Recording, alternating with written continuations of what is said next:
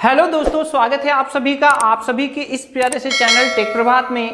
जी हाँ दोस्तों, आज का वीडियो बहुत ही इंटरेस्टिंग है। आज के इस वीडियो में हम लोग बात करने वाले हैं कि हम चैट जीपीटी का इस्तेमाल हम अपनी एजुकेशन में कैसे कर सकते हैं। ठीक है, तो देखिए फ्रेंड्स, क्या होता है, हमारी जो क्लासेस होती है उसमें कुछ बच्चे आते हैं। तो आज की घटना क्या हुई मेरे साथ कि एक जो स्टूडेंट है उन्होंने ये बोला कि सर, जिस मेथड से आपने इस क्वेश्चन को करने का तरीका बताया है, हमारे स्कूल वाले टीचर इससे डिफरेंट इसका आंसर बता रहे हैं। तो सर वो कह रहे हैं ये गलत आपका है जो आपने बताया है, और वो अपना वाला सही कह रहे हैं।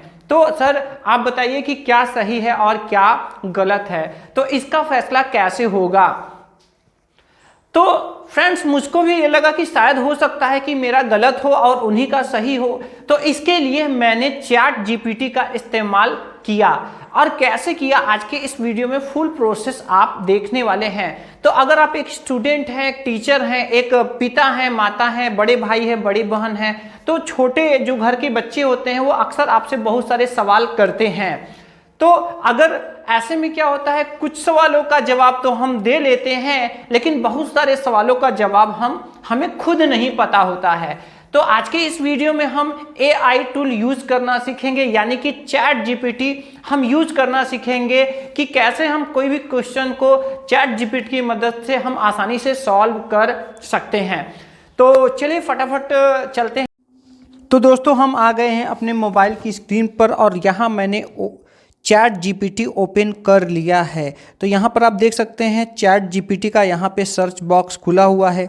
फर्स्ट टाइम जब आप इसको खोलेंगे तो आपसे साइन अप करने के लिए ये रिक्वेस्ट करेगा। जैसे ही आप साइन अप करेंगे, थोड़े से ये आपसे परमिशंस लेने के बाद ये ओपन हो जाएगा।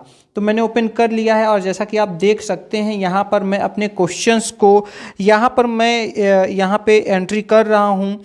If R1 R2 R3 is combined in series and R4 R5 combined parallel to each other and then combined with the above series, then what is the equivalent resistance। ठीक है, तो इस तरीके से मैंने यहाँ पर लिख दिया है, जैसा कि आप देख सकते हैं। तो जैसे ही हम यहाँ पर लिख देते हैं, फिर ये देख रहे हैं एरो का जो वाइट कलर में एरो बना हुआ है।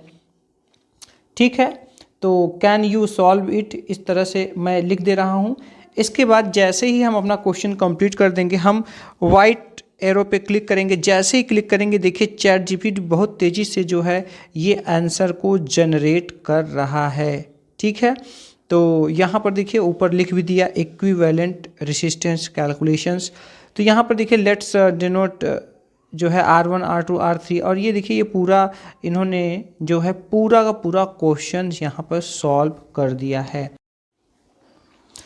तो देखिए दोस्तों, यहाँ पर टेक्स्ट के रूप में आ गया है। चलिए, अब अगर टेक्स्ट में कंफर्म ना हो तो थोड़ा सा कन्फ्यूजन होता है, तो चलिए हम यहाँ पर कुछ वैल्यूज ले रहे हैं जो हमारे 5 प्रतिरोध हैं, यानी कि रेसिस्टेंस हैं, R1 R2 R3 R4 and R5।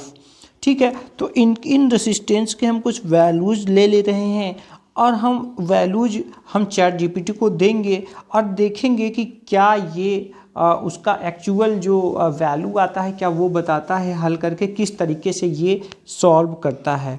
तो यहाँ पर जैसा कि आप देख सकते हैं कि मैं क्वेश्चन अगेन पुटअप कर रहा हूँ फिर से, कि यहाँ पे if the values of R1 R2 R3 R4 R5 are 1 2 3 4 5 ohms respectively, then what is the required resistance और इक्विवेलेंट रेसिस्टेंस। इस तरह से मैं कुछ करके यहाँ पर लिख दे रहा हूँ, और आप देख रहे होंगे कि जब मैं यहाँ पे ये जो है मैं यहाँ पर एंटर कर रहा हूँ टेक्स्ट, तो यहाँ बगल में देखिए एक एरो लगा हुआ है वाइट कलर में।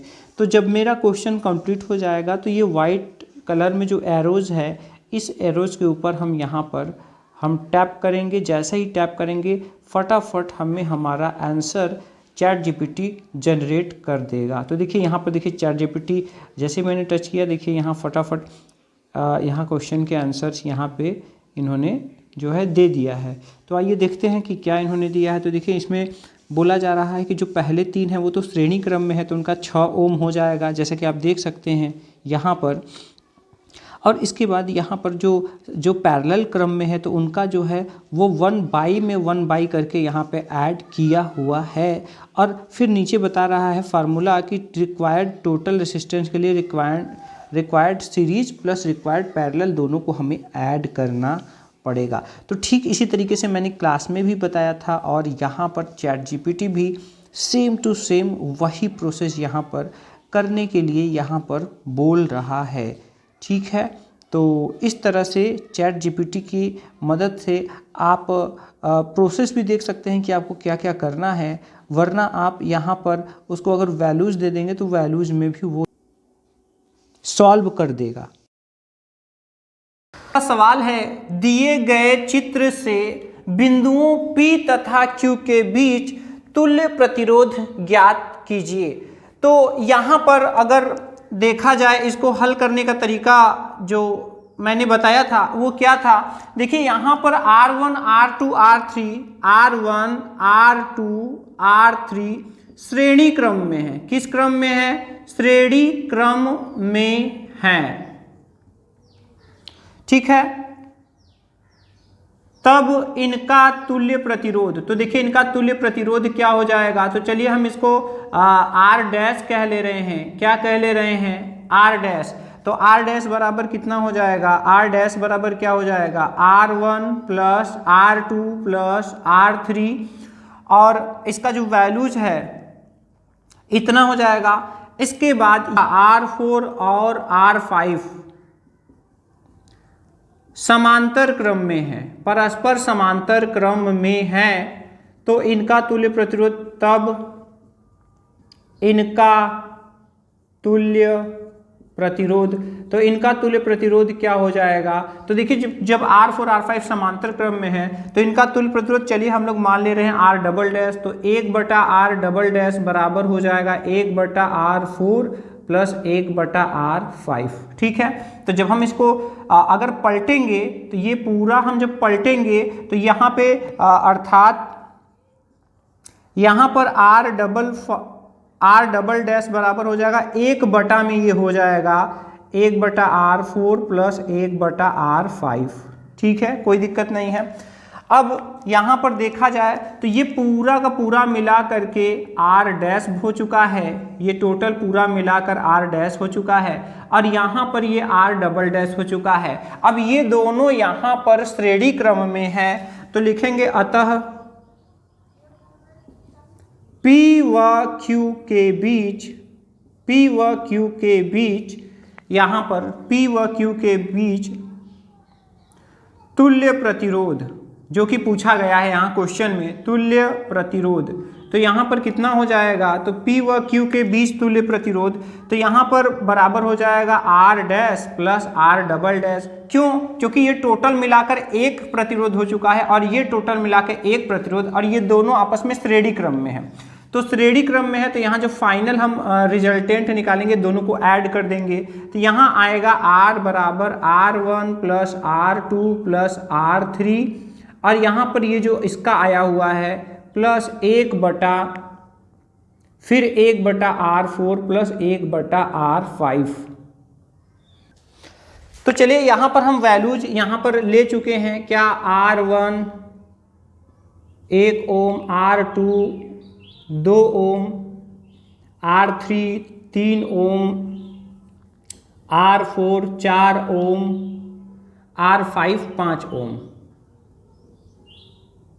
ये यहाँ पर हमने ले लिया है। ठीक है, तो अब इस चीज़ को अगर हम वहाँ अप्लाई करें तो देखिए यहाँ पर क्या हो जाएगा? R बराबर तो 1 प्लस 2 प्लस 3 ये हो गए। अब यहाँ पर हम इसको क्या करते हैं? सॉल्व भी कर देते हैं। तो यहाँ पर जब इसको सॉल्व करेंगे, देखिए मैं यहीं पे सॉल्व कर दे रहा हूँ आपका, तो देखिए इसका यहाँ पे गुणा होगा R5, ये हो जाएगा R4 यहाँ पर, और दोनों का ये आपस में होगा R4 R5, तो ये 1/R है, क्या है 1/r डबल डैश। और जब हम इसको पलटेंगे तो चलिए हम लोग यहाँ पलट के देख लेते हैं। तो जब इसको पलटेंगे तो ये r डबल डैश बराबर क्या हो जाएगा r4 r5 अपान r। अब ये देखिए ये प्लस में है तो आगे पीछे लिखा जा सकता है, तो क्रम याद रहे इसकी वजह से r4 प्लस r5 कर ले रहे हैं। तो यही हमारा क्या होगा, यहाँ पर जो समांतर क्रम में है उनका प्रतिरोध होगा। तो चलिए इसी को हम यहाँ पर लिख ले रहे हैं, इसके जगह पे हम यही लिख ले रहे हैं, दोनों वैल्यू सेम आएगा।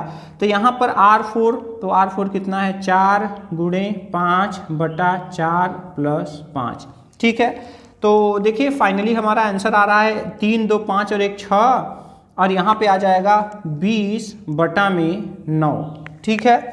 तो यहाँ पर 6 9 54 और प्लस 20 और बटा में 9, तो ये टोटल हो जाएगा 74/9 ओम। यही हमारा फाइनल आंसर होगा। तो आपने देखा कि किस तरीके से चैट जीपीटी की मदद से हम कितनी आसानी से और फास्ट हम अपने सवालों के हर सवालों के जवाब पा सकते हैं। आपके मन में कोई भी क्वेश्चन हो, साइंस से रिलेटेड, टेक्निकल, टेक से रिलेटेड, या फिर आपके पढ़ाई से संबंधित कोई और भी क्वेश्चन, चैट जीपीटी आपको निष्पक्ष तौर पर पूरी जानकारी मुहैया करवाता है। साथ ही साथ मैं आपको ये बताना चाहूँगा कि कुछ चैट जीपीटी पर लिमिटेशंस भी हैं, ठीक है। जैसे वो आपको 2021 से पहले की जो भी घटनाएं हुई हैं, जो भी इंटरनेट पे दर्ज की जा चुकी हैं, उनके आधार पर ही वो आपको जो भी इंफॉर्मेशन है वो देता है। अगर आप उससे कोई सजेशन मांगेंगे कि आप हमें कुछ अच्छी वेबसाइट का नाम बताओ, तो वो सॉरी आपको बोल देगा, क्योंकि वो उसका सीधा कहना है कि आपको मैं कुछ प्रमोट नहीं कर रहा हूं,